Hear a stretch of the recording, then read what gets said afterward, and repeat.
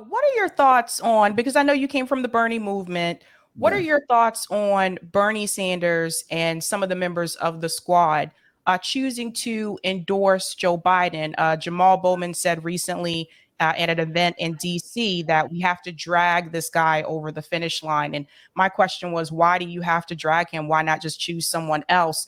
How do you feel about them choosing to endorse Joe Biden instead of in choosing to endorse candidates like yourself or like Marianne Williamson, those that are running on the progressive issues that they actually agree with? Yeah, no, indeed. Well, one is, I mean, I'll always have a deep love for Brother Bernie. You know what I mean? We've been through hell and high water together. We can have some disagreements, even deep ones, and still be brothers. I think he missed his moment when he could have broken from the milquetoast neoliberal Democratic Party, the corporate dominated Democratic Party, and constituted a third wave. He decided not to. That's him. You know, I come from a tradition of black folks. Just lift every voice. He ain't got to be an echo of a silo. He can go on and lift his voice.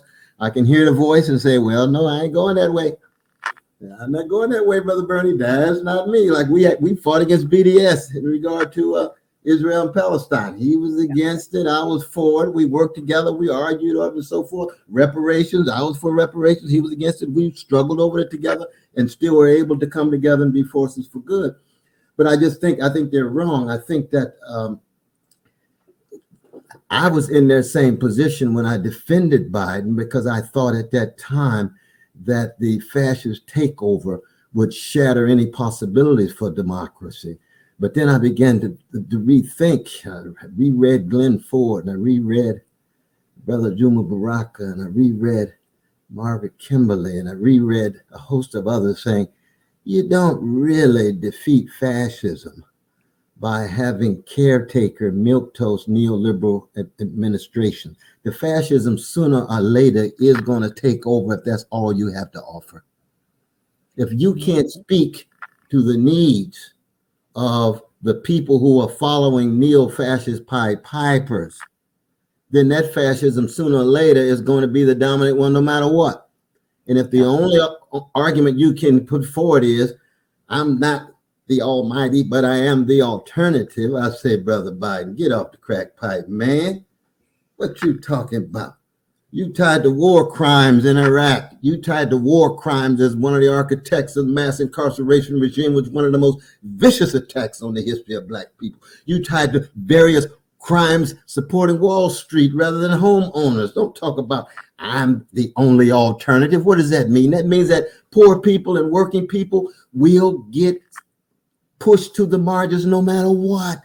That means that the precious Palestinian folk on the West Bank, when the bombs hit, it be the Democratic Party, Republican Party, those are still precious people, innocent people and children getting killed.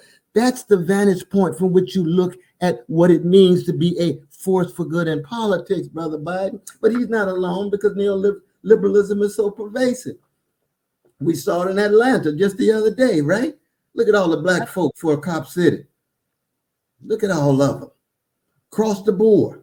And they know that's the militarization of the police that's going to have vicious attacks, not just on black people, on poor people and working people across the board. But somehow they're supposed to embrace that and still act as if they part of the legacy of Martin Luther King Jr. and Fannie Lou Hamer and so forth. I said, no. Same when I choose Brother Bowman. Now, Jamal, I supported Brother Jamal, absolutely.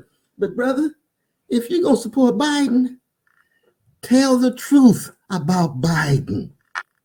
Oh, you want stability? You want stability for the grotesque wealth inequality, for austerity, for brothers and sisters of all colors on food stamps, but expand the military? Don't tell lies about Biden. Be honest about it. He's a hypocrite. That's right. Cowardly when it comes to fighting for black people. He can make a deal with the brother from West Virginia, the senator, what's his name? Joe Manchin. That's it, brother. He could make a deal with Brother Manchin, but can't make a deal with Brother Manchin when it comes to voting rights being at stake and pushing aside the filibuster bill. You say, oh, it's clear who you are. That's your priority. Oh, you got a different way of looking at the world than I do. And I don't have to accommodate myself to you. I accommodate myself to the needs of the people.